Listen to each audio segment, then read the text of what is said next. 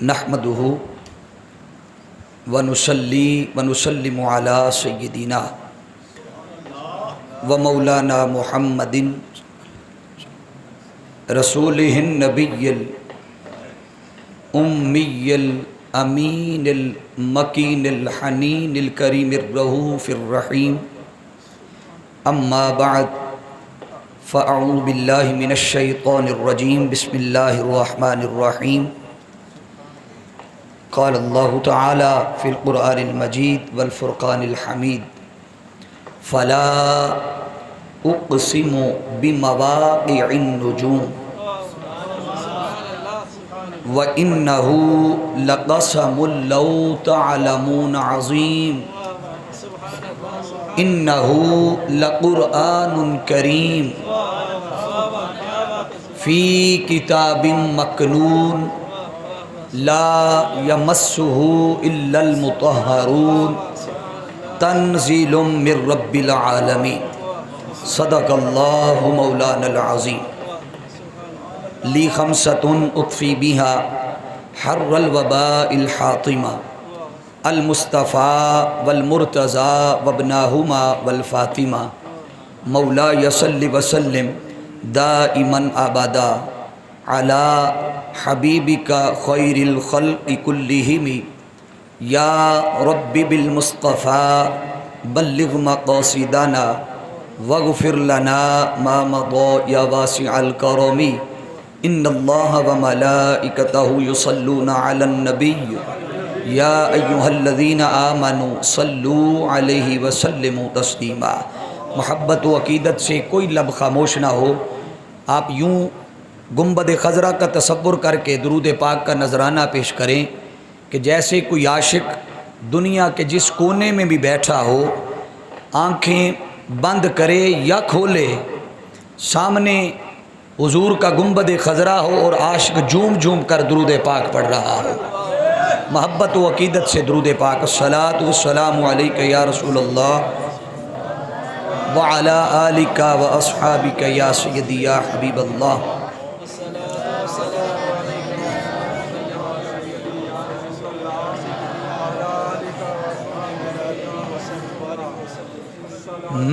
میں نے جب آپ کی دہلیز کو آقا چوما،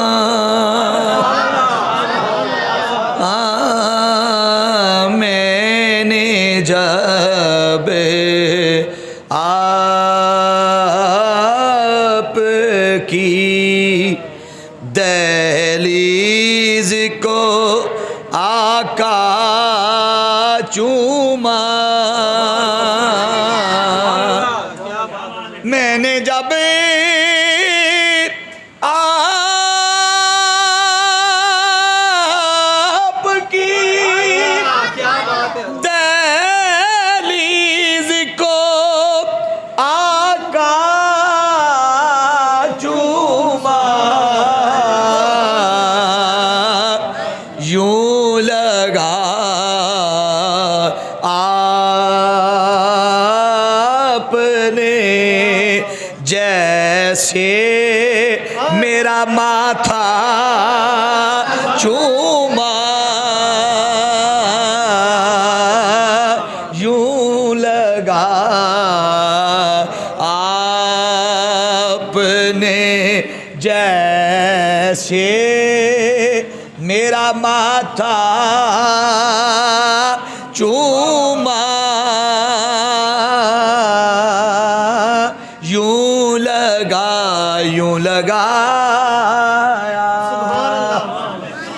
اور شہد سا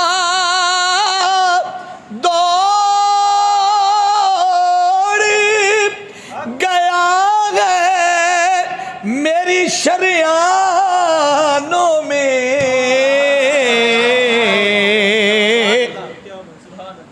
جب کبھی پڑھ کے درود اپنا انگوٹھا چوما، جب کبھی پڑھ کے درود اپنا انگوٹھا.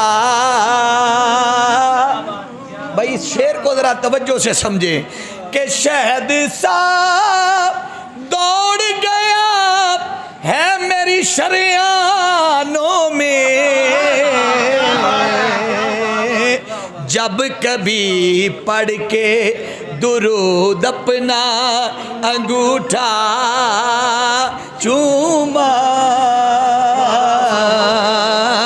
جب کبھی پڑھ کے درود اپنا انگوٹھا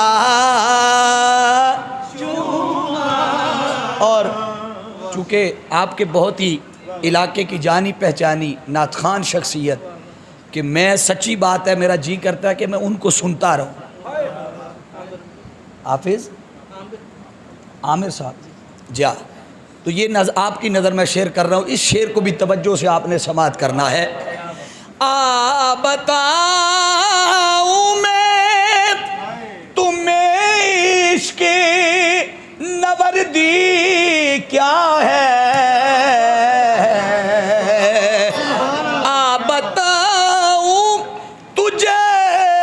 عشق نوردی کیا ہے، ایک آہٹ کے لیے سارا مدینہ چوما، ایک آہٹ کے لیے سارا مدینہ چوما، یوں لگایا اپنے جیسے میرا ماتھا. اللہ رب العزت کی حمد و ثنا کے بعد آقا علیہ السلام کی بارگاہ میں ہدیہ محبت و عقیدت کے پھول نچھاور کرنے کے بعد انتہائی واجب الاحترام معزز و محتشم علماء کرام ثناخوان مصطفیٰ صلی اللہ تعالیٰ علیہ وآلہ وسلم اور علاقہ بھر کی سیاسی، سماجی، مذہبی، دینی، علمی، فکری، روحانی معزز اور معتبر شخصیات جو تحریک منہاج القرآن کے زیر اہتمام اور اس مسجد کی انتظامیہ اہل محلہ کے زیر اہتمام آج کی اس عظمت قرآن کانفرنس کا حصہ بنے. دعا ہے رب کائنات اس قرآن کی برکت سے ہم سب کے سینے منور فرمائے. آپ احباب کے علم میں ہوگا سوشل میڈیا کے ذریعے، پرنٹ میڈیا کے ذریعے اور کئی ٹولز ہیں جن کے ذریعے آپ احباب تک یہ بات پہنچ چکی ہوگی کہ حال ہی میں چند دن پہلے یورپ کنٹری کا ایک ملک ہے سویڈن، اس میں قرآن مجید کی بے ادبی اور بے حرمتی کی گئی.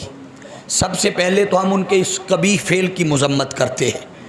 اب ہم انہیں بتاتے ہیں کہ جس قرآن کی تم بے حرمتی کر رہے ہو، آؤ تمہیں بتائیں اس قرآن کی عظمت کیا ہے.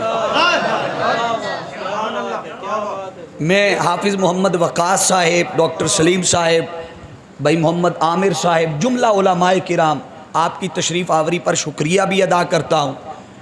اور جتنے احباب اس شارٹ وقت میں شارٹ دعوت پر تشریف لائے، یقیناً پروگرام ایک دو دفعہ ٹائمنگ کے لحاظ سے ڈسٹرب ہوا، اس میں میری کمی سمجھیں اور میری ہی کمی سمجھیں.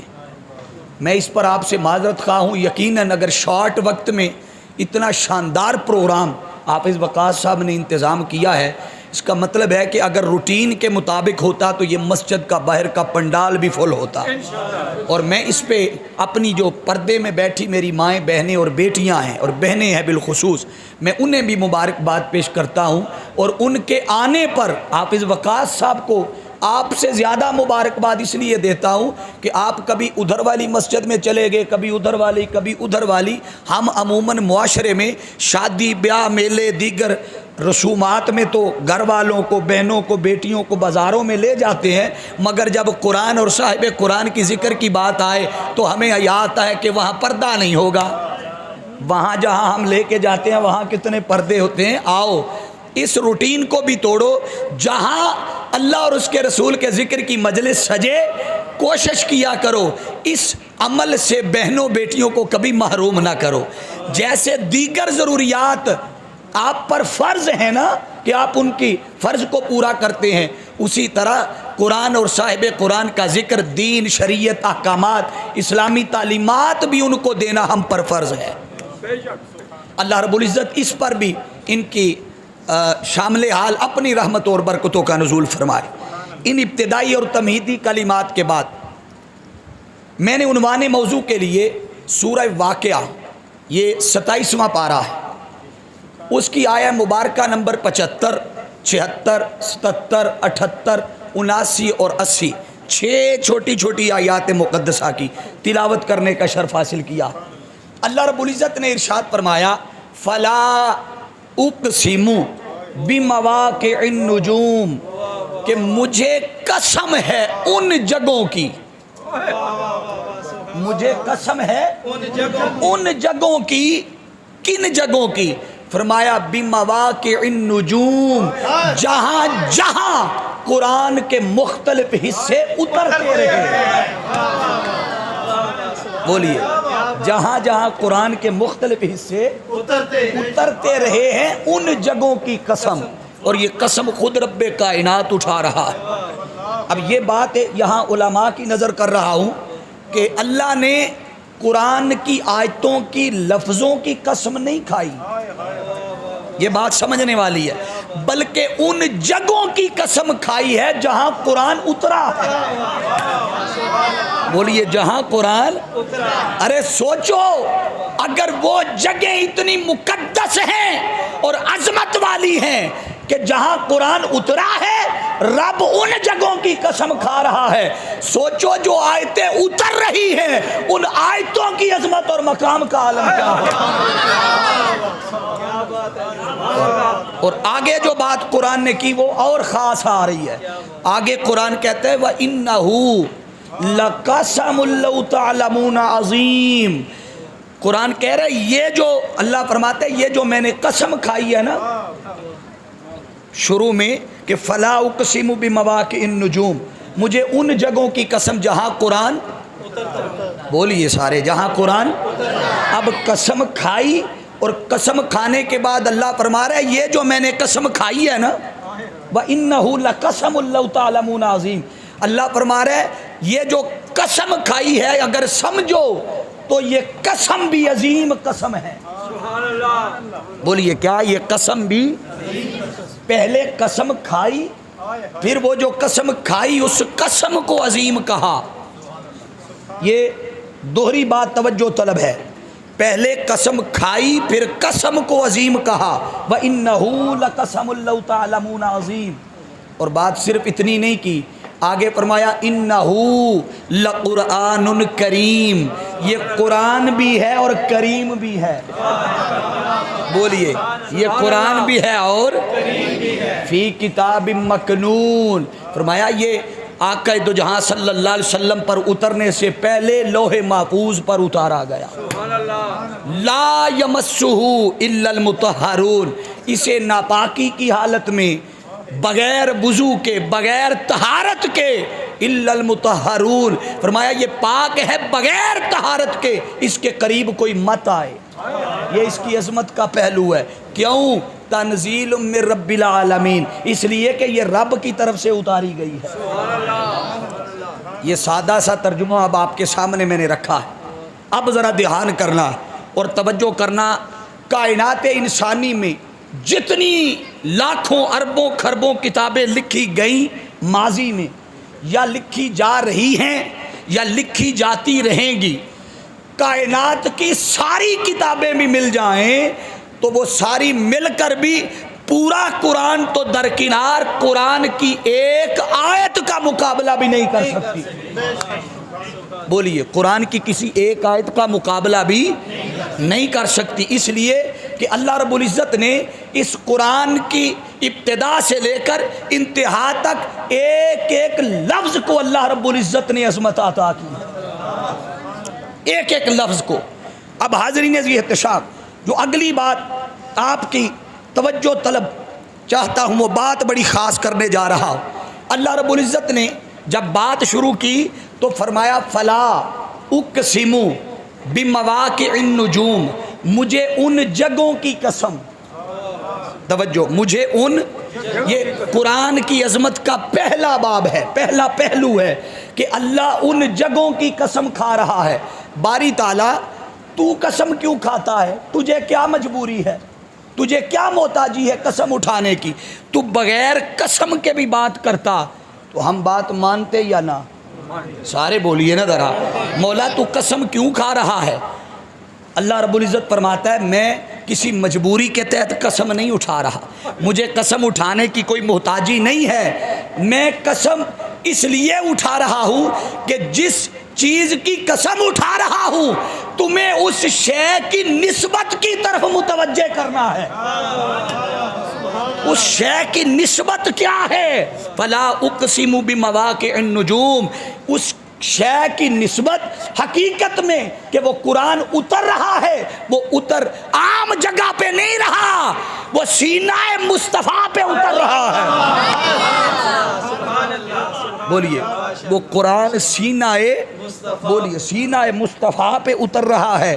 حاضرین ذی احتشام، اب یہاں ایک بات توجہ طلب ہے، آپ جتنی آسمانی صحیح پہ اترے، جتنی کتابیں آئیں، وہ آپ جس کتاب کو بھی اٹھائیں، مثال کے طور پر آپ تورات اٹھا لیں، آپ انجیل اٹھا لیں، آپ ان کے پرانی جلدیں اٹھا لیں یا نئی جلدیں اٹھا لیں، آپ ان کتابوں کو ساری کو کھنگال کر دیکھ لیں، ان کتابوں کے اندر انہی کتابوں کا اصل نام نہیں ملے گا۔ یہ بات علماء کی نظر بالخصوص کر رہا ہوں، بے شک وہ اتاری اللہ ہی کی طرف سے گئی ہیں، مگر قرآن کی عظمت پر بات کر رہا ہوں۔ وہ جو کتابیں ہیں، آپ پرانی جلدیں اٹھائیں یا نئی جلدیں اٹھائیں، کسی ایک کتاب میں بھی ان کتابوں کا اصل نام نہیں ملے گا، مگر جب قرآن کی عظمت کی بات آتی ہے تو خود قرآن کے اندر رب کائنات نے 70 بار لفظ قرآن کا استعمال کیا۔ کتنی بار بولیے؟ 70 بار اللہ رب العزت نے لفظ قرآن کا استعمال کیا ہے۔ پہلے ایک مقام پر فرمایا انہو لقرآن کریم، لفظ قرآن آیا یا نہیں؟ بولیے ذرا، قرآن کہا، خود اللہ نے کہا، قرآن بھی کہا اور اچھا بولے ہو جائے ذرا، قرآن بھی کہا اور اچھا سوال یہ ہے کہ جب قرآن کہہ دیا تھا پھر کریم کہنے کی کیا ضرورت تھی؟ قرآن جو کہہ دیا تھا، قرآن بھی کہا اور کریم بھی کہا، مولا قرآن جو کہہ دیا تھا تو کریم کہنے کی کیا ضرورت تھی؟ اللہ فرماتے ہیں ہاں اس لیے قرآن اس لیے کہا کہ روئے زمین پر سب سے زیادہ پڑھی جانے والی کتاب قرآن ہے، اس لیے اسے قرآن کہا۔ بھئی قرآن کا معنی ہے بار بار پڑھنا، جسے سب سے زیادہ پڑھا جائے، قرآن اس لیے کہا۔ اچھا مولا کریم کیوں کہا؟ وہ فرماتا ہے قرآن اس لیے کہا کہ سب سے زیادہ پڑھی جاتی ہے، اور کریم اس لیے کہا کہ جو سب سے زیادہ پڑھتا ہے وہ کریم اسی پہ کرم کرتا ہے۔ تکبیر، نعرہ رسالت، نعرہ حیدری، عظمت و شان مصطفیٰ۔ کیوں؟ اس لیے اب دیکھیے نا کہ جس رب نے یہ کتاب اتاری ہے وہ رب بھی عظیم، خود قرآن بھی عظیم، بولیے خود قرآن بھی عظیم، جس رسول کی طرف آئی وہ رسول بھی عظیم، جس سینے پہ اتری وہ سینہ بھی عظیم، بولیے وہ سینہ بھی عظیم، اور آگے مصطفیٰ نے جس امت کو یہ تحفہ دیا وہ امت بھی عظیم، بولیے وہ امت بھی عظیم۔ اب توجہ کیجئے گا، اس پہ علماء کے 2 موقف ہیں، علماء کے، امام شافعی رحمت اللہ تعالی علیہ اور علامہ جلال الدین سیوطی رحمت اللہ تعالی علیہ، آپ کا موقف یہ ہے کہ قرآن غیر مشتق ہے۔ یہ علماء کی توجہ کے لیے بات کر رہا، قرآن غیر مشتق ہے، مگر دیگر ائمہ علماء آپ کا موقف ہے کہ قرآن مشتق ہے، اور اس پر وہ دلائل کیا دیتے ہیں؟ وہ قرآن کے کچھ مادے بیان کرتے ہیں، اور اسی پر میں اپنی گفتگو کو عظمت کے پہلو بیان کر کے اختتام کی طرف لے کے جاؤں گا، مگر یہ پہلو بڑے خاص ہے۔ ان میں پہلا قرآن کا جو مادہ ہے وہ بیان کرتے ہیں کہ قرآن کا پہلا مادہ ہے قارآ، بولیے کیا ہے؟ قارا. قرآن کا دوسرا مادہ ہے قارانا، تیسرا ہے قراءتن، چوتھا ہے قرائن. یہ 4 مادے بیان کرتے ہیں. اب آپ کے لیے یہ لفظ مشکل ہے، مگر جب اس کی وضاحت سنیں گے تو ایک ایک جملہ آپ کے سامنے کھل کر سامنے آ جائے گا. مثلا لفظ پہلا استعمال ہوا ہے قارا، تو آپ کہیں گے قارا کا معنی کیا ہے؟ قارا کا معنی ہوتا ہے جمع کرنا. کیا؟ جمع کرنا. اگر اس لحاظ سے اس کا معنی سمجھا جائے تو پھر کیا معنی بنے گا؟ یعنی قرآن وہ کتاب جسے جمع کیا گیا. بولیے قرآن وہ کتاب جسے جمع کیا گیا. اور دوسرا معنی ایک اور بنتا ہے کہ قرآن وہ کتاب جس کے اندر سب کچھ جمع کیا گیا. 2 معنی بنتے ہیں. قرآن وہ کتاب جسے، بولیے سارے، جسے، اور قرآن وہ کتاب جس کے اندر سب کچھ جمع کیا گیا. اب اگر یہ معنی لیا جائے کہ قرآن وہ کتاب جسے جمع کیا گیا تو پھر انسانی عقل میں سوال آتا ہے کیا قرآن کہیں الگ الگ پڑا ہوا تھا، جدا جدا، کچھ وہاں کچھ وہاں کچھ وہاں، کہ جسے بعد میں جمع کیا گیا؟ اس سوال کا جواب اگر آپ حافظ وقاص صاحب سے پوچھیں گے وہ جواب تو دے دیں، ممکن ہے آپ یقین نہ کریں. میں دے دوں، ممکن ہے آپ یقین نہ کریں. کوئی اور علامہ صاحب جواب دے دے، آپ یقین نہ کریں. ہم دائیں بائیں سے پوچھتے ہی نہیں، ہم قرآن ہی سے پوچھتے ہیں. اس لیے کہ آپ جس مجلس میں آئے ہیں یہ مجلس منہاج القرآن نے سجائی ہے، تو منہاج القرآن قرآن کا راستہ. اب آپ کو ہر جگہ قرآن کی آیتیں کوڈ کر کے دلیل دیتا جاؤں گا. قرآن سے پوچھتے ہیں قرآن تو بتا کیا تو ایسی کتاب ہے جسے جمع کیا گیا؟ تو اگر ایسی بات ہے تو کیا تو مختلف جگہوں پہ تھا؟ تو قرآن کی خود آیت بتا رہی ہے فلا اقسم بمواقع النجوم. اللہ فرما رہا ہے ان جگہوں کی قسم جہاں جہاں جہاں جہاں قرآن کے مختلف حصے اترتے رہے. کبھی ایسا نہیں ہوا کہ اللہ نے اپنے محبوب کو فرمایا ہو سوڑیا آج مدینہ میں ٹھہرے رہنا، آج وہی آئے گی. آج مکہ میں رکے رہنا، آج یہاں سے نکلنا نہ، آج جبریل نے آنا ہے آیتیں لے کر. یا غار ہرا میں ٹھہرے رہنا، جانا نہ، یا طائف سے نہ نکلنا، یا سور میں چلے جانا، وہاں سے جانا نہ، آج وہی آنی ہے. نہیں، فرمایا محبوب تو جہاں بھی رہے، تو مکہ میں ہوگا تو قرآن مکہ میں آئے گا، تو مدینہ میں ہوگا قرآن مدینہ میں آئے گا، تو ہرا میں ہوگا قرآن ہرا میں آئے گا، تو طائف میں ہوگا قرآن طائف میں آئے گا، تو بدر میں ہوگا قرآن بدر میں آئے گا. گویا جہاں جہاں مصطفیٰ جاتا ہے وہاں وہاں قرآن جاتا ہے.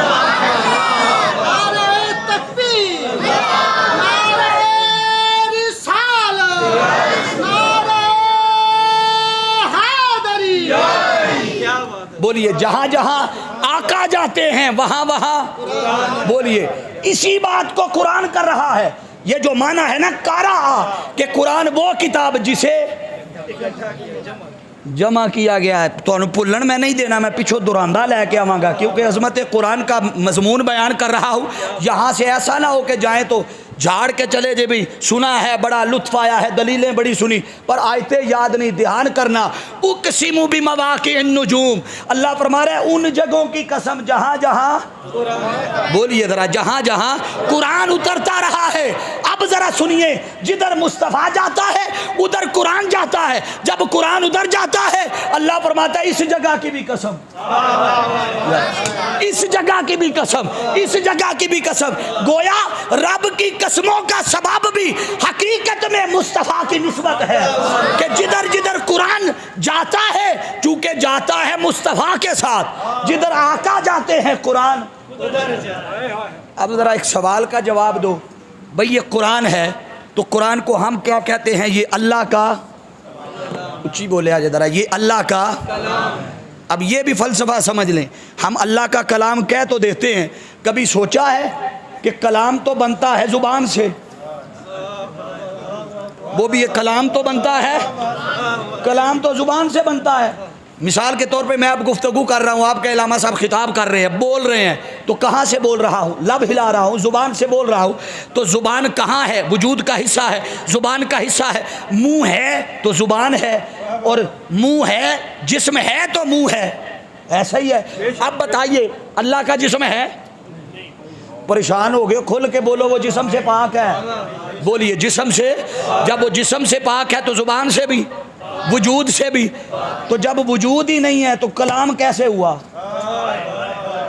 بھائی کلام تو تب بنتا ہے کسی کا جب زبان ہو، تو زبان سے پاک، جسم سے پاک، مولا یہ تیرا کلام کیسے بن گیا؟ اب سنیے خدا جواب خود دیتا ہے، وہ فرماتا ہے آؤ میں تمہیں بتاتا ہوں یہ میرا کلام بنا کیسے، کیسے بنا؟ وہ فرماتا ہے کہ یہ جو وما ینطق عن الہوی، یہ جو مصطفیٰ بولتا ہے، ارے لب مصطفیٰ کے ہلتے ہیں، کلام میرا بنا، بولیے لب مصطفیٰ کے ہلتے ہیں، کلام، توجہ، اس کا مطلب ہے کہ اس کا جو لفظ، اس کا جو حکم، اس کے جو احکامات مصطفیٰ کی زبان پہ آئے وہ قرآن بنا، بولیے کیا؟ اس کے جو کلام، اس کے جو لفظ وہ حضور کی زبان پہ آئے وہ، یہاں کوئی یہ نہ سمجھ لے نہیں نہیں وہ تو جبریل لے کے آئے، اس تو کلام بنے اس لیے قرآن بنا، تو باقی جو ساری وحی لے کے آیا وہ کون لے کے آیا؟ وہ بھی تو جبریل لے کے آیا۔ اگر جبریل کے لانے سے قرآن بنتا ہے کہ وجہ یہ بنی ہو کہ جبریل لایا اس لیے یہ قرآن کہلایا ہے اور خدا کا کلام کہلایا ہے، ارے نہیں، خدا کا قرآن اور کلام اس لیے نہیں کہلایا کہ جبریل لے کے آیا، اس لیے کہلایا کہ ادھر کا جو لفظ زبان مصطفیٰ پہ آ گیا وہ خدا کا کلام بن گیا، وہ خدا کا قرآن بن گیا۔ ارے جو اس کا لفظ زبان مصطفیٰ پہ آ جائے وہ خدا کا کلام بنتا ہے اور عظمت پاتا ہے۔ سوچو جو آقا کی زبان پہ آ جائے وہ قرآن بنتا ہے، سوچو جو مصطفیٰ کی نظر میں آ جائے اس کی عظمت کا عالم کیا ہوگا۔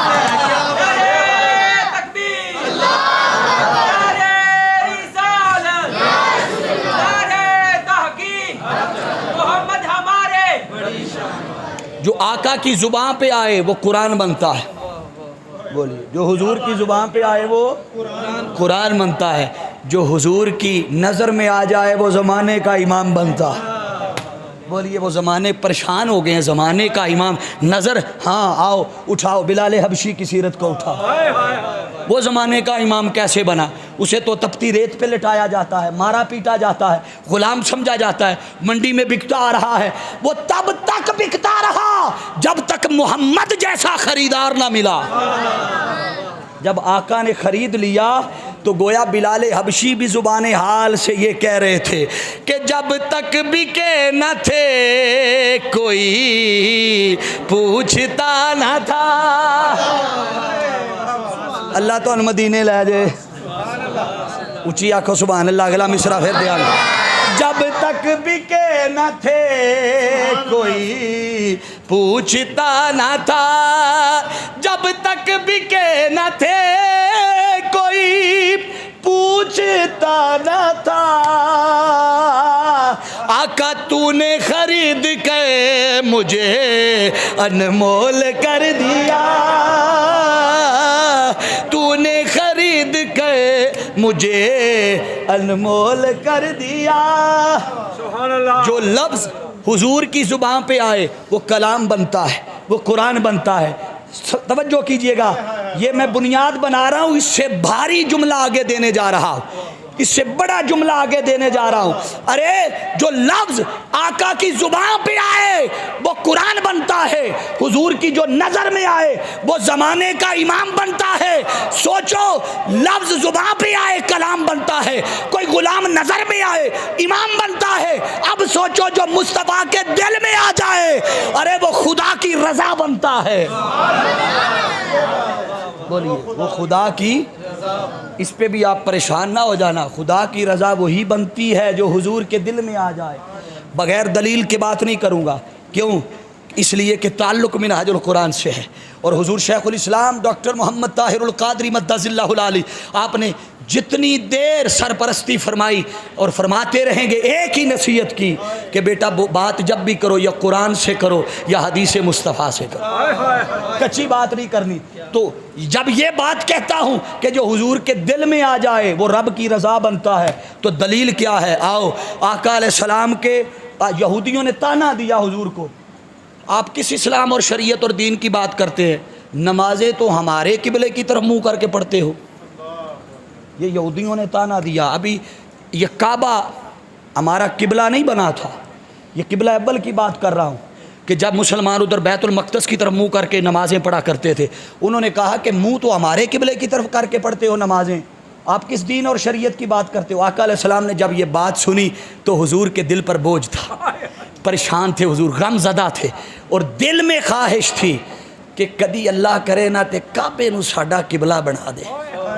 یہ حضور کے کہاں تھا؟ زبان پہ نہیں ابھی آیا، کسی کے اظہار نہیں کیا کہ صحابہ کو فرما رہے ہوں کہ دعا کرو بھئی آؤ سارے رل کے دعا کریے اللہ قبلہ بنا چھڑے ساڈا کعبہ، نہیں۔ آقا علیہ السلام حالت نماز میں کھڑے ہیں اور حالت نماز کے اندر بار بار آسمان کی طرف یوں سر اٹھاتے ہیں، پھر نیچے، پھر سر اٹھاتے ہیں، پھر نیچے۔ اللہ نے فرمایا سونیا قد نرا تقلب وجهك في السماء فلنولینک قبلۃ ترضاها فول وجهك شطر المسجد الحرام۔ میرے محبوب ہم تیرے چہرے کا آسمان کی طرف بار بار اٹھنا دیکھ رہے ہیں، ارے ہم قبلہ اسی کو بنائیں گے جو تیرے دل میں ہے۔ بولیے ہم قبلہ اسی کو بنا دیں گے جو، اس کا مطلب ہے کوئی لفظ ہو تو زبان مصطفیٰ پہ آئے تو کلام بنتا ہے، قرآن بنتا ہے، اور حضور کی کوئی نظر میں آ جائے وہ زمانے کا امام بنتا ہے، اور حضور کے جو دل میں آ جائے وہ خدا کی رضا بنتا ہے۔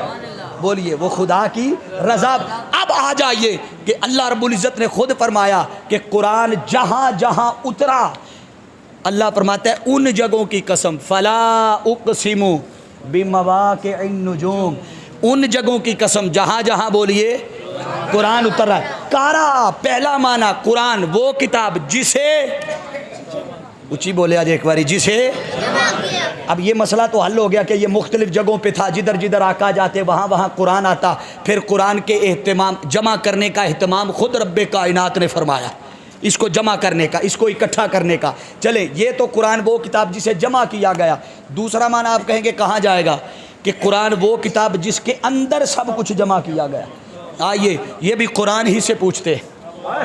قرآن کہتا ہے وَتِبْيَانًا لِكُلِّ شَيْءٍ، قرآن کہتا ہے کائنات کی ہر شے، فرمایا قرآن کے اندر اللہ رب العزت نے رکھ دی، اور ایک مقام پر فرمایا وَتَفْصِيلَ كُلِّ شَيْءٍ، ہر شے کی تفصیل اللہ نے قرآن میں رکھ دی۔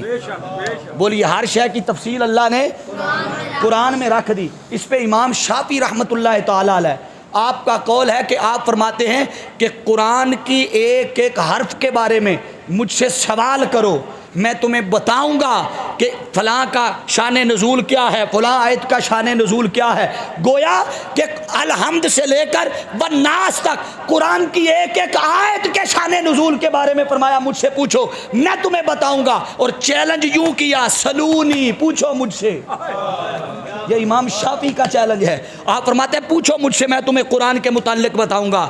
اب ذرا سننا، اگر امام شافعی کے علم کا یہ عالم ہے کہ وہ قرآن کے الحمد سے لے کر والناس تک ہر لفظ کی تفصیل کے بارے میں جانتے ہیں، ارے اگر امام شافعی کے علم کا یہ عالم ہے، سوچو مصطفیٰ کے اس غلام کے علم کا عالم کیا ہوگا، ارے جسے تاجدار کائنات صلی اللہ علیہ وسلم نے فرمایا انا مدینۃ العلم وعلی بابھا۔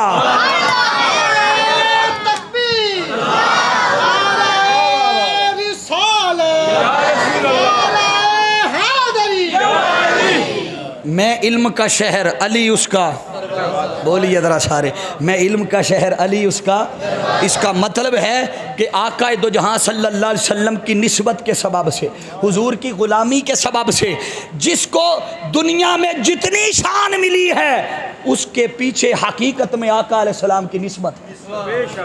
بولیے اس کے پیچھے آقا علیہ السلام کی۔ یہاں ایک اور بات میں آپ ممکن ہے بعد ازاں کہیں کہ نہیں یہ موضوع کے متعلق نہ تھی، مگر میں نسبت پر ایک جملہ اور دینا چاہتا، پھر آپ کو سمجھ آئے گی کہ موضوع سے متعلق ہے یا نہیں۔ قرآن میں ایک مقام پر اللہ نے فرمایا النبی اولا بالمؤمنین من انفسہم وازواجہ امہاتہم، توجہ ہے نا سارے ہاں دی، وازواجہ امہاتہم، کہ نبی مومنوں کی جانوں سے زیادہ قریب ہیں، وازواجہ امہاتہم، اور نبی کی بیویاں تمہاری مائیں ہیں۔ بولی نبی کی بیویاں تمہاری، مائیں نبی کی بیویاں کیسے بن گئی؟ بھائی ماں تو ہمارے ہاں تصور یہ ہے جو بچے کو جنم دیتی ہے ماں وہی بنتی ہے، وہی ہے نا، بولیے ذرا، جس نے ہمیں پیدا کیا وہ ماں کہلائی، تو وہاں تو ایسا تصور نہیں ہے۔ تو اللہ قرآن میں کہہ رہا ہے وَأَزْوَاجُهُ، بولیے ذرا سارے، مجھے لگتا ہے آپ تھک گئے ہیں، ہاتھ اٹھا کے سبحان اللہ کہے ابھی پتہ چل جاتا ہے۔ وَأَزْوَاجُ امت، نبی کی بیویاں تمہاری مائیں ہیں، تو وہ مائیں کیسے ہو گئیں؟ اس لیے کہ وہ جہاں جہاں جس خاندان سے تھی، جس قبیلے سے تھی، دنیا میں کروڑوں اربوں کی تعداد میں عورتیں ہیں، مگر ماں صرف وہ کہلائی جو حضور کے عقد میں آئی۔ بولیے ماں امت کی وہی بنی جو آقا کے عقد میں آئی۔ قرآن بتا رہا ہے کہ جسے نسبت مصطفیٰ مل گئی، زوجیت مصطفیٰ مل گئی، عقد مصطفیٰ میں آ گئی، ارے وہ عظمت پا کر امت کی ماں بن گئی۔ اس کا مطلب ہے کہ زمانے میں عظمت کا معیار کوئی اور شے نہیں ہے، مصطفیٰ کی نسبت ہے۔ بولیے عظمت کا معیار کوئی اور نہیں ہے، بولیے حضور کی نسبت ہے۔ حاضرین عزیز احتشام، قرأ، قرآن وہ کتاب جسے جمع کیا گیا، قرآن وہ کتاب جس کے، یہ بات تو سمجھ آ گئی۔ اگلی بات توجہ طلب ہے، وہ ہے قرأنا۔ اس کا معنی ہوتا ہے کسی ایک چیز کو دوسری چیز کے ساتھ ملانا۔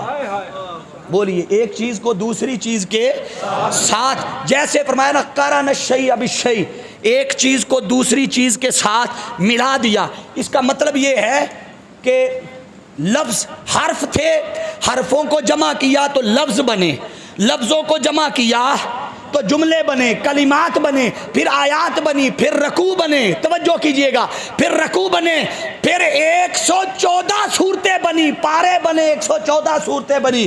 کبھی سوچا یہ بنتی کہاں سے گئی؟ بولیے یہ صورتیں بنتی کہاں سے گئی؟ ارے آؤ بتا دیتا ہوں۔ جب رب کائنات نے چہرہ مصطفیٰ کو دیکھا تو والضحیٰ کہا، قرآن کی آیت بنتی گئی۔ حضور کے شہر کو دیکھا، لا اقسم بہذا البلد کہا تو قرآن کی آیت بنتی گئی۔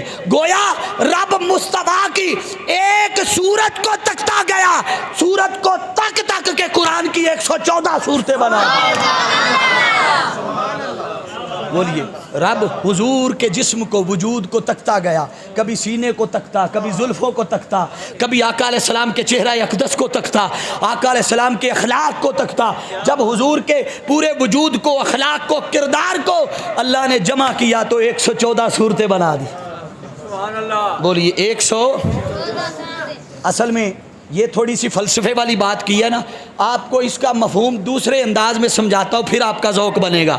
جب اسی بات کی تائید پیر مہر علی نے کی، جاگ رہے ہیں نا سارے، تو پیر مہر علی نے جب نقشہ کھینچا تو آپ فرماتے ہیں اس صورت نو میں جانا کھاں، اس صورت نو میں جانا کھاں، جانا کھاں کہ جان جہانا کھاں، سچ آکھاں تے رب دی میں شان آکھاں، جس شان تو شان سب بنیا، سبحان اللہ۔ جنی کو اونچی میں آکھیے دو تسی ڈبل بھی کہہ سکتے ہو، سبحان اللہ، بلند آواز سے کہیے سبحان اللہ، مایا جی مالکا، مایا حسن کا، مایا کی مالکا، کتھے میرے علی، میرے علی، کتھے میرے علی، کتھے تیری ثنا، اے گستاخ اکھی، کتھے جائڑیاں، سبحان اللہ۔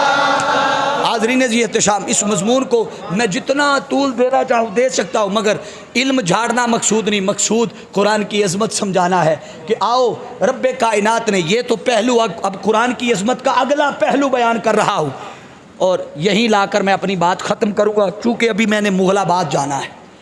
حافظ صاحب رہتی کسر ہم زندگی میں پھر انشاءاللہ موقع ملا تو اس پہ نکالیں گے، مگر یہ بات بڑی خاص ہے جو آپ کے گوش گزار کرنا چاہتا ہوں۔ وہ کیا کہ اللہ رب العزت نے قرآن کی عظمت کو بیان کرتے ہوئے، آپ مارکیٹ میں اگر چلے جائیں نا، مثال پہلے دے دیتا ہوں بات آسانی سے سمجھ آ جائے گی۔ آپ مارکیٹ میں اگر چلے جائیں گے نا تو آپ کو ملتے جلتے ناموں کے ساتھ، کیا بولیے، مجھے لگ رہا ہے آپ تھک گئے ہیں، ملتے جلتے ناموں کے ساتھ آپ کو 19-20 کے فرق سے کئی کتابیں ملیں گی، کئی کتابیں۔ مثال کے طور پر آپ توحید کے مضمون پہ کوئی کتابیں تلاش کرنا چاہیں تو کئی مختلف مصنفین کی توحید کے ایک ہی مضمون پر کئی کتابیں ملیں گی، مگر یہ قرآن کا اعزاز ہے، قرآن کی عظمت ہے کہ آپ دنیا کی یونیورسٹیوں کو بھی، لائبریریوں کو بھی کھنگال لیں، مدارس کی لائبریریاں بھی چھان لیں، آپ ساری مارکیٹیں بھی چھان لیں، آپ مساجد کی لائبریریاں بھی چھان لیں، روئے زمین پر قرآن نام کی ایک ہی کتاب ملے گی۔ بولیے، قرآن نام کی ایک ہی کتاب ملے گی، اور پھر اللہ رب العزت نے ایک ہی کتاب کے 55 نام بیان کر دیے۔ بولیے کتنے؟ اس پہ میں ایک مقولہ دے دیتا ہوں علماء کی نظر کہ کثرت الاسماء تدل علی شرف المسمى۔ علماء فرماتے ہیں کہ ناموں کی کثرت اس کی عظمت اور فضیلت پر دلالت کرتی ہے۔ جیسے اب اللہ کے کتنے نام ہیں؟ سارے بولیے نا ذرا، دھیان ادھر رکھا جائے۔ اللہ کے کتنے نام؟ 99۔ آقا علیہ السلام کے کتنے؟ سارے بولتے جائیے، 99 نام۔ تو اپنے بھی رب نے 99 رکھے، اس سے اللہ اس کی عظمت کی سمجھ آتی ہے۔ حضور علیہ السلام کے بھی 99 رکھے، اس کی عظمت کی بھی سمجھ آتی ہے۔ تو چاہیے تو یہ تھا کہ جیسے اس کی عظمت 99 ناموں میں بیان کی، حضور علیہ السلام کی عظمت بھی 99 ناموں کے اندر پوشیدہ رکھی، تو قرآن کے بھی نام زیادہ ہونے چاہیے تھے۔ مگر ابھی کسی سے پوچھ لے تو میرے خیال میں قرآن کے علاوہ کسی کو کوئی نام نہیں آتا ہوگا، الا ماشاءاللہ۔ آؤ میں بتا دیتا ہوں، قرآن کے بھی اللہ نے 55 نام بیان کیے ہیں۔ بولیے کتنے؟ النور یہ قرآن کا نام ہے، الذکر یہ قرآن کا نام ہے، ہدایت قرآن کا نام ہے، الشفاء یہ سارے کے سارے، الکتاب یہ بھی قرآن کا نام، یہ سارے قرآن کے نام۔ ایک دو ناموں پر میں روشنی ڈال دیتا ہوں، جیسے الشفاء یہ بھی قرآن کا نام ہے۔ بولیے کیا ہے؟ تو شفا کا معنی ہے شفا دینا، تو اللہ نے قرآن کا نام شفا رکھ دیا۔ تو باری تعالیٰ شفا تو اسے کہتے ہیں صحت یابی، ڈاکٹر جو ہوتا ہے وہ شفا دیتا ہے، تو تو نے قرآن کا نام شفا رکھ دیا، کیا قرآن بھی صحت یابی دیتا ہے؟ توجہ، قرآن بھی صحت دیتا ہے، قرآن بھی علاج کرتا ہے۔ اب اللہ رب العزت فرماتا ہے یہ دنیا کے ڈاکٹروں کے پاس جاتے ہو نا، کوئی ہومیوپیتھک کے پاس جاتے ہو تو بے شک اس کے ہاتھ میں شفا ہے، مگر رکھی میں نے ہے۔ بولیے رکھی، آپ ڈاکٹر کے پاس چلے جائے تو شفا وہاں بھی دیتا میں ہی ہوں، جیسے وہاں بھی شفا میں دیتا ہوں، اس میں بھی شفا میں نے رکھی ہے۔ قرآن کو بھی اللہ نے شفا کہا ہے نا، تو باری تعالیٰ یہ شفا کیسے دیتا ہے؟ کوئی دلیل، کوئی ثبوت؟ اللہ فرماتے ہیں اس کو پڑھو۔ ہماری بدقسمتی ہے کہ ہم نعرے لگانے والے تو بن گئے، قرآن پڑھنے سے دور رہے۔ نعرے لگانے والے تو بن گئے مگر قرآن کے فہم کو سمجھنے سے قاصر رہے، قرآن کی تلاوت کرنے سے قاصر رہے، اس کے مقام و مرتبے کو سمجھنے سے قاصر رہے۔ ارے آج روئے زمین پر جو شخص یہ بدبختی کا کردار ادا کرتا ہے کہ قرآن کی بے حرمتی کرتا ہے، اس کا کردار تو ہے، ہم اس کے اس کبھی فعل کی مذمت کرتے ہیں، مگر اے امت مسلمہ کبھی سوچ کہ جو تجھ پر فرض تھا تو نے اپنا فرض نبھایا؟ جو تجھ پر فرض تھا کہ تو قرآن کے ساتھ ایسا رشتہ قائم رکھتا کہ قرآن کو پڑھتا بھی، قرآن کو سمجھتا بھی، اس کا ادب بھی کرتا، اس کی تعظیم بھی کرتا، اس کی تبلیغ بھی کرتا، تو نے کتنے رشتوں کا تقدس بحال رکھا اور حیا کیا، قرآن کے ساتھ تعلق کتنا مضبوط کیا۔ آؤ صرف کھوکھلے نعروں پہ نہ قائم رہو، اپنے وعدوں کی طرف آؤ۔ یہ نعرے تب فائدہ دیں گے، یہ جذبات تب فائدہ دیں گے جب نعروں کے ساتھ ساتھ عملی طور پہ قرآن سے تعلق بحال رکھو۔ بولیے کیا عملی طور پر قرآن سے تعلق بحال. جب پوچھا کہ مولا یہ قرآن بھی شفا ہے تو اللہ رب العزت فرماتے ہیں ہاں وَہُدًى وَشِفَاء, اور ایک جگہ پر فرمایا وَشِفَاءٌ لِمَا فِي الصُّدُورِ. قرآن مجید میں وَنُنَزِّلُ مِنَ الْقُرْآنِ مَا هُوَ شِفَاءٌ وَرَحْمَةٌ لِّلْمُؤْمِنِينَ. ہم تو تعویذوں سے شفائیں ڈھونڈتے رہے. توجہ, ہم تو بولیے تعویذوں سے شفائیں ڈھونڈتے رہے. آؤ میں بتاتا ہوں, ارے قرآن سے بڑھ کر روئے زمین پر کوئی بڑا وظیفہ اور تعویذ نہیں. دائیں بائیں بھٹکنے والوں آؤ قرآن سے تعلق بناؤ, اس کی تلاوت کرو, اس کی ایک ایک آیت پر. اور منہاج القرآن اس دور میں اللہ کی عزت کی قسم دروس قرآن کے ذریعے یہی نیت اور ارادہ ہے اور یہی چاہتی ہے کہ جیسے ہم دنیا کی ظاہری چیزوں کے نام اور معنی جانتے ہیں, ادھر سے قرآن کی آیت پڑھی جائے, ادھر سے حضور کا ہر غلام جانتا ہو یہ آیت کس موقع پہ اتری تھی, یہ کس مقصد کے لیے اتری تھی, اس آیت میں کون سے احکامات آئے تھے, اللہ رب العزت نے کون سا حکم دیا تھا. میں چاہتا ہوں کہ قرآن سے ایسا تعلق بن جائے, ادھر سے قرآن کی آیت پڑھی جائے, ادھر سے حضور کا غلام اس کے معنی اور مفاہیم بتاتا چلا جائے. قرآن کو اللہ نے شفا بھی کہا, قرآن کو اللہ نے, آخری بات کر کے بات ختم کر رہا ہوں, ہدایت بھی کہا. کیا کہا؟ ہدایت بھی کہا. اور یہ ہدایت والا لفظ توجہ طلب ہے, اس پہ آپ نے خیال کرنا ہے. وہ کیا کہ اللہ نے یہ نہیں کہا کہ یہ صرف مسلمانوں کے لیے ہدایت ہے. ہدی للناس یہ لفظ آیا ہے قرآن میں. کیا؟ ہدی, تقسیم نہیں کی. اس کا مطلب ہے کہ اگر کوئی کافر بھی آ جائے, پریشان ہو گئے نہیں, کافر بھی آ جائے, ہاں اگر کوئی کافر بھی آ جائے اور وہ قرآن سے فائدہ لینا چاہے تو قرآن کافر کو بھی فائدہ دیتا ہے. اس پہ میں ایک ہی دلیل دوں گا. وہ کیا؟ آپ اٹھائیے سیرت سیدنا عمر فاروق رضی اللہ تعالیٰ عنہ کو. ابھی آپ اسلام نہیں لائے تھے, دائرہ اسلام میں نہیں آئے تھے, آقا علیہ السلام کے سخت دشمن تھے. ایک روز تلوار لے کر تیزی سے جا رہے تھے کہ معاذ اللہ استغفر اللہ آج میں محمد کا سر قلم کر دوں گا. تو رستے میں کسی نے روک لیا کہ کہاں اتنے غصے میں جا رہے ہو, تو کہا بس آج معاذ اللہ میں محمد کا کلا کما کر دوں گا. انہوں نے کہا ادھر بعد میں جانا, پہلے گھر کی خبر لے. تو کیا ہوا؟ کہا تیری بہن اسلام قبول کر چکی ہے, گھر تو جا. واپس پلٹے, جب گھر مر پہنچے تو اندر سے قرآن کی تلاوت کی آواز آ رہی تھی. آپ نے یہ واقعہ تو سنا ہوا ہے, میں تفصیل میں نہیں, جو نقطہ میں اس سے سمجھانا چاہتا ہوں بس ادھر آ جاؤ. کان لگایا, اندر سے قرآن کی تلاوت کی آواز آ رہی تھی. طٰہٰ ما انزلنا علیک القرآن لتشقیٰ. بس وہ کان لگا کر توجہ سے قرآن سننے کی دیر تھی, قرآن نے دل پہ اثر کیا, زندگی بدل کے رکھ دی. ارے اگر کافر ہو کر قرآن کو توجہ سے سنے تو ایمان کی دولت نصیب ہوتی ہے. وہ مصطفیٰ کے غلاموں تم تو مسلمان ہو, اگر کافر فائدہ لے سکتا ہے تو محمد کے غلاموں پر اللہ کے فضل کا عالم کیا ہوگا. آؤ قرآن سے ایسا تعلق بحال کرو, اتنا مضبوط ہو کہ جڑ جاؤ کہ روئے زمین پر کوئی جتنی مرضی طاقتیں بڑی سے بڑی آ جائیں, وہ قرآن, انہوں نے تو قرآن کا ورق جلایا ہے نا, وہ بھی پاگل نے پرلے درجے دے. انہیں یہ تھا کہ ہم ورق جلائیں گے تو یہ ختم ہو جائے گا. انہیں کیا خبر کہ اللہ نے خود فرمایا انا نحن نزلنا الذکر و انا لہ لحافظون. ہم نے اس ذکر کو, اس قرآن کو نازل کیا ہے, ہم ہی اس کی حفاظت کریں گے. وہ حفاظت کاغذوں کے ذریعے نہیں, اللہ نے تخصیص کی کہ بس کاغذوں کے ذریعے حفاظت کروں گا. اگر اللہ فرما دیتا کہ جس کاغذ پر قرآن کی آیت اترے گی اس کاغذ کی میں حفاظت کروں گا, یوں نہیں کہا, فرمایا قرآن کی حفاظت کروں گا. وہ قرآن خواہ پتھروں پر لکھا جائے, رب نے کہا حفاظت کروں گا.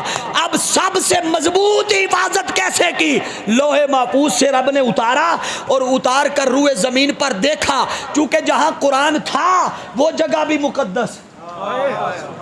بولیے وہ جگہ بھی مقدس. اب وہاں سے قرآن کو منتقل کرنا ہے تو کیا خیال ہے, مقدس جگہ سے مقدس جگہ پہ منتقل کرنا ہے. ساری روئے زمین پر ارے سینہ مصطفیٰ سے بڑھ کر کوئی مقدس جگہ نہ ملی. اللہ نے لوح محفوظ سے اٹھایا, سینہ مصطفیٰ پہ منتقل کر کے بتا دیا انا نحن نزلنا الذکر و انا لہ لحافظون. ہم نے نازل کیا ہے اور ہم سینہ مصطفیٰ کے ذریعے اس قرآن کی حفاظت کریں گے. اب سینہ مصطفیٰ سے آگے منتقل ہوتا آیا، کبھی کسی کے سینے میں 2 پارے، کسی کے سینے میں سورۃ یاسین، کسی کے سینے میں سورہ مزمل، کسی کے سینے میں سورہ بقرہ، مختلف جگہوں پر رب کائنات نے قرآن کی صورتیں حفاظت کے ساتھ رکھ دی، اور رکھ کر اللہ نے فرمایا اب سنیے، یہاں بات ختم کر رہا ہوں، جہاں جہاں اللہ نے اتارا، جہاں جہاں محفوظ کیا، جہاں جہاں رکھا، اب اللہ نے فرمایا فلا اقسم بمواقع النجوم، مجھے ان جگہوں کی قسم ہے جہاں جہاں قرآن کے مختلف حصے اترتے رہے۔ ارے اس کا مطلب ہے کہ سینہ مصطفیٰ پہ تو قرآن اترا، اس سینے کی تو قسم ہے، کیونکہ پہلے حضور کے سینہ اقدس پہ اترا، اب قیامت تک جس جس جگہ پہ وہ قرآن اترتا رہے گا، ایک تو حفاظت ہوتی رہے گی، دوجا خدا قسمیں اٹھاتا رہے گا۔ مبارک ہو اس پہ وہ حافظ قرآن جو اپنے سینوں میں قرآن محفوظ کرتے ہیں، وہ جو اپنے سینوں میں قرآن رکھتے ہیں۔ ارے تمہیں مبارک ہو، تمہارے سینوں کی بھی رب قسم کھا رہا ہے، کیونکہ اللہ فرما رہا ہے ان جگہوں کی قسم جہاں قرآن اتر رہا، ان جگہوں کی قسم۔ لوگوں ذرا تصور کرو، اس قرآن کی یہ عظمت کا عالم ہے کہ رب ان جگہوں کی قسم کھا رہا ہے۔ سوچیں جس سینہ مصطفیٰ پہ قرآن اترا، اس مصطفیٰ کی شان کا عالم کیا ہوگا، اس مصطفیٰ کے مقام اور مرتبے کا عالم کیا ہوگا۔ لوگوں آؤ، اگر چاہتے ہو کہ بیرونی طاقتیں اپنے رویوں کو بدلیں، اسلام، اور اس پہ اگلی بڑی بات، اگلی وہ کیا کہ وہ بدبخت ایک طرف بے ادبیاں کرتے ہیں اور ساتھ مسلمانوں پہ دہشت گردی کا الزام لگاتے ہیں کہ مسلمان دہشت گرد ہے۔ انہیں امت مسلمہ نے صبر کے ذریعے، برداشت کے ذریعے بتا دیا کہ تم نے اتنا بڑا کبھی فیل کیا، اس کے باوجود ہم پر امن رہے۔ بولیے، اس کے باوجود ہم پر امن رہے، اس لیے کہ اسلام ہے ہی امن کا نام ہے۔ بولیے، اسلام امن کا نام ہے۔ آقا علیہ الصلوۃ والسلام کی تعلیمات ہے کہ امن کے ساتھ رہو۔ دنیا میں پر امن احتجاجات ضرور ہوئے، مگر کسی نے بھی کسی ملک میں بھی قانون کی خلاف ورزی نہیں کی، اپنا حق مانگتے رہے کہ اس بدبخت اور ایسی بدبختیوں کا دروازہ ہمیشہ کے لیے بند کیا جائے۔ اور اس کی آفر، بس یہاں بات ختم کر رہا ہوں، اس کی آفر آج سے 20-25 سال پہلے، اور ابھی حال ہی میں 5 سال پہلے بھی، 4-5 سال پہلے بھی ایک ایسا واقعہ ہوا تھا جس پر شیخ الاسلام ڈاکٹر محمد طاہر القادری مدظ اللہ العالی آپ نے حکومت وقت کو یہ آفر کی تھی، اس وقت کی حکومت، کہ اگر تم کرو جا کے عالمی عدالتوں میں کیس پٹ کرو۔ کیا عالمی عدالتیں جو ہے وہاں آپ کہیں گے عالمی عدالتوں کا راہ دکھا رہے ہیں، خود جا کے وہاں کیس کر دیتے قادری صاحب۔ ارے خود کوئی بھی فرد واحد وہاں کیس نہیں کر سکتا۔ جب ممالک کی بات آتی ہے تو ممالک میں ریاست وہ ریٹ پیٹیشن دائر کر سکتی ہے، فرد واحد نہیں۔ اگر ملک پاکستان عالمی عدالت میں یہ کیس پٹ کرے تو شیخ الاسلام ڈاکٹر محمد طاہر القادری صاحب نے فرمایا کہ میں بطور وکیل اس کیس کو لڑوں گا بھی، اور لڑ کر جیت کر پوری امت مسلمہ کو یہ تحفہ عطا کروں گا۔ آج بھی وہ اپنے چیلنج پر آفر پہ قائم ہے کہ اگر حکومت پاکستان اس کیس کو عالمی عدالتوں میں پٹ کرے تو میں بحیثیت وکیل حضور کا امتی، حضور کا غلام، اس امت مسلمہ کو تحفہ ایسا دوں گا کہ زندگی بھر ان بدبختوں کی ایسے کبھی فیل کے سارے دروازے بند کر دوں گا۔ حاضرین عزیز احتشام، آؤ قرآن اور صاحب قرآن سے تعلق مضبوط کرنا ہے تو اچھی صحبت تلاش کرو، اور آج کے دور میں ایسی اعلیٰ بہترین صحبت تحریک منہاج القرآن کی صحبت ہے۔ دعا کرتے ہیں رب کائنات ہمیں قرآن اور صاحب قرآن سے اپنا تعلق مضبوط کرنے کی توفیق عطا فرمائے۔ میں بار دیگر حافظ وقاص صاحب کو اس شاندار عظمت قرآن کے پروگرام کے انعقاد پر مبارکباد پیش کرتا ہوں۔ یقیناً ان کے ساتھ اس مسجد کی انتظامیہ، اہل محلہ، میلاد کمیٹی، منہاج القرآن کے رفقا اور دیگر مذہبی سیاسی تنظیمیں جتنی ہیں ان کی معاونت ہوگی۔ اللہ رب العزت ہر کسی کو اس کے حصے کی گئی محنت کا اجر دنیا میں بھی عطا فرمائے، قبر میں بھی عطا فرمائے، آخرت میں بھی عطا فرمائے۔ وآخر دعوانا الحمد للہ رب العالمین۔